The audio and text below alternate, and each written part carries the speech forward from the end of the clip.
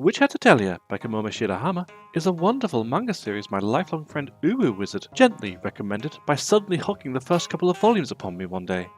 It had everything: endearing characters, a beautiful art style, and an inspiring magic system that begs you to learn more about it.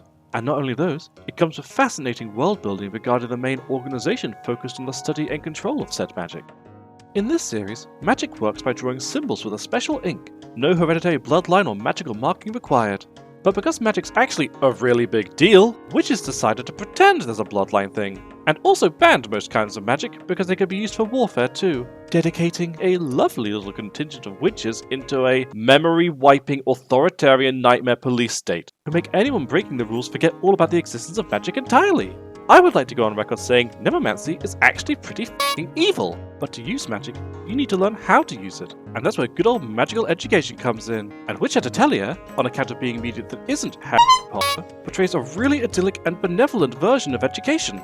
Apprentices train under a single master who mentors them throughout their entire educational journey, helping them make it through up to 5 special tests. If you're lucky, you'll get this little twink and his rugged otter boyfriend that was clearly designed in a lab to maximize yaoi output. Which brings us neatly to the subject of today's video. In Volume 4, the deuteragonists and this little eye-obscuring fringed boy named Euini are faced with their second test. We're going to be talking about this little hentai haircutted fellow today, because as you read through, you begin to see just how much Euini's life sucks. His master's an abusive, neglectful who has buried his apprentice's self-esteem in the dirt, and makes Euini live and cast exactly how he tells him to, using the exact spells and methods he instructs. My first thoughts were, Euini, I need you to smile. I need you to smile. And about 1 minute later, they were joined by a roaring chorus of, Euini, I need you to eat some estrogen too. Greetings, esteemed guests. I'm Trash Clown, the jester of junk, the reveler of rubbish, the damsel of disposal. And today, I'm going to talk about how Euini is totally, definitely a trans woman. And I'm not just projecting, you're projecting! Psst! I'm going to be using she, her pronouns for Euini from now on. Don't get mad. Oh, also, I've only read up to Volume 9, so if weird shit ruins the theory immediately after that, then I don't know about it. Okay, let's go. So let's start with self-worth. So, Kakuro's literally the worst, introducing Euini by besmirching her inability to pass this test, having to ultimately spend 2 years waiting for the annual retake window to roll back around. The test is about helping these little penguin griffins migrate across a f***ed-up cave, which only happens once a year, hence the waiting.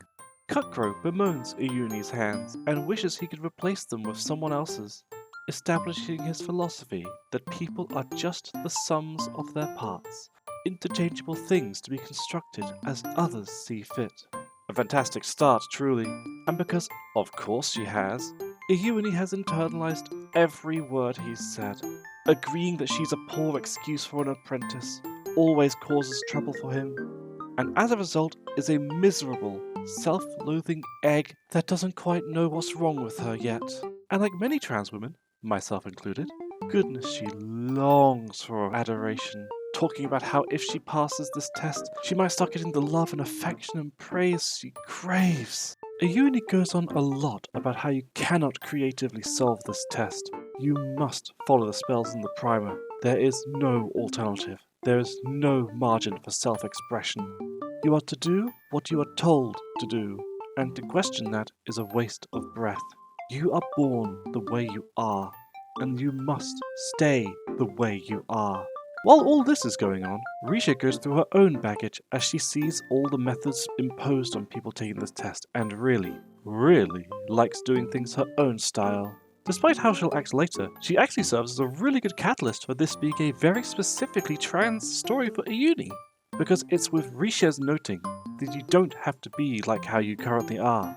Like how other people tell you to be, you're allowed to start beezing and doozing however you want, however makes you happy. Risha puts it pretty blatantly.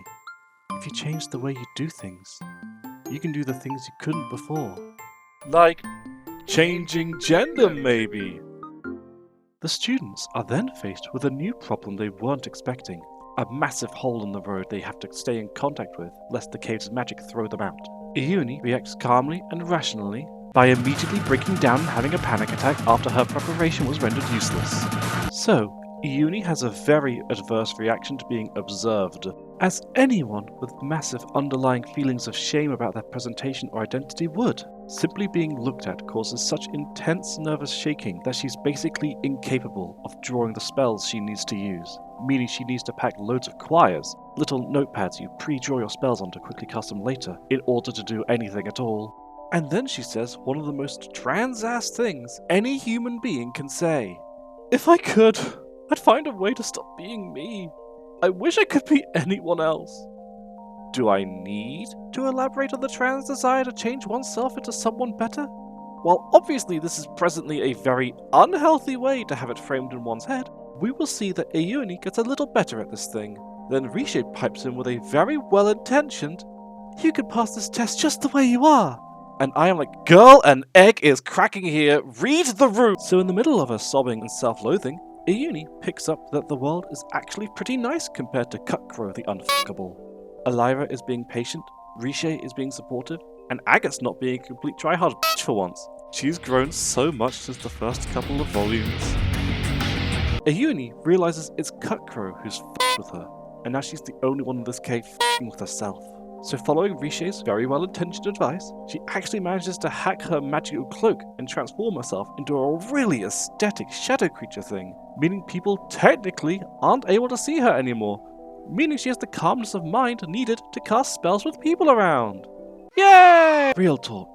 Euini, girl, you're a genius for managing to overcome the technical hurdle of observation equals nerves, but I need you to consider for just one moment that you might in fact be girl.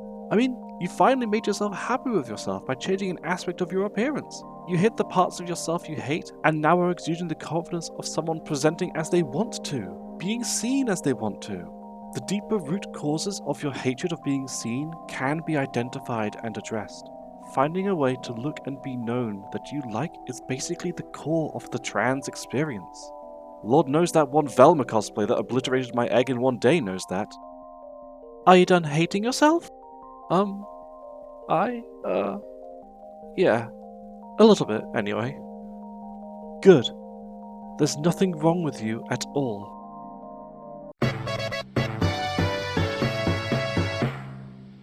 We each find our very own way to walk our very own path, and we do it by facing challenges like these.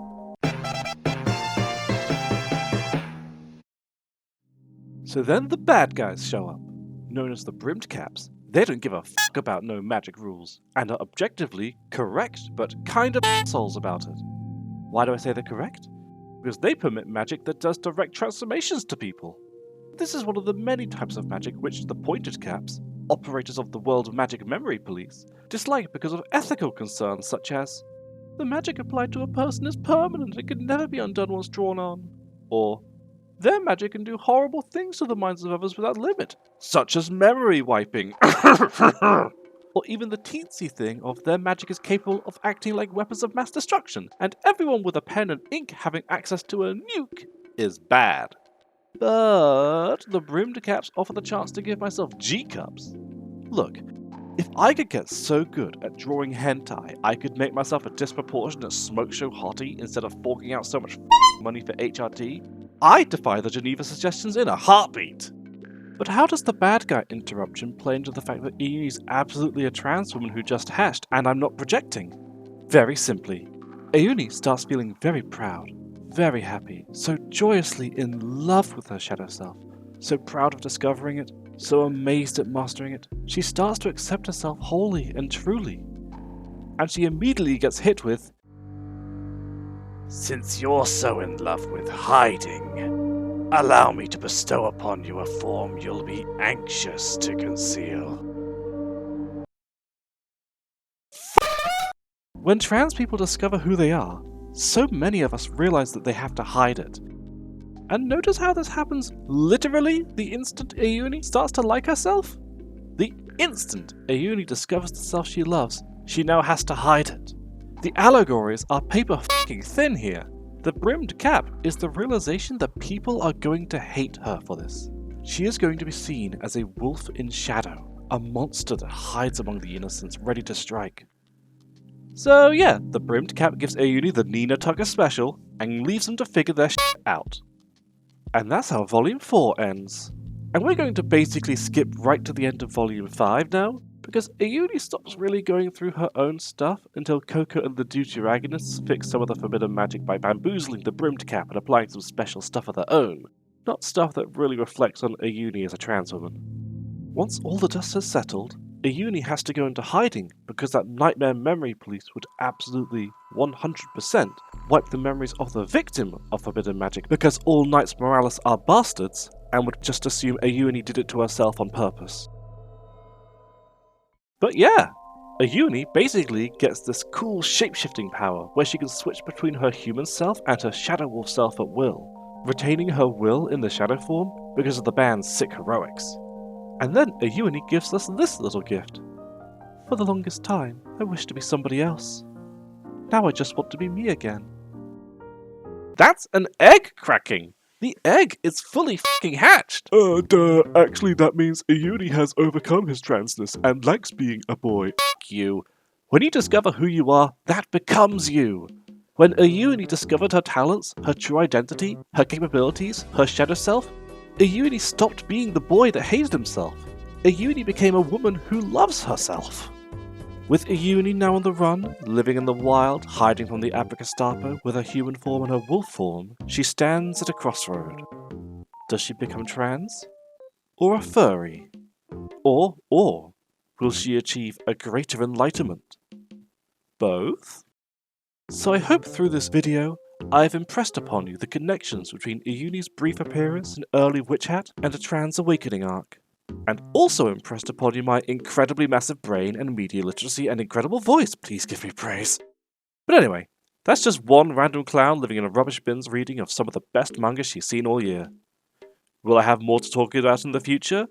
Who knows? Until then, stay silly. Bye-bye!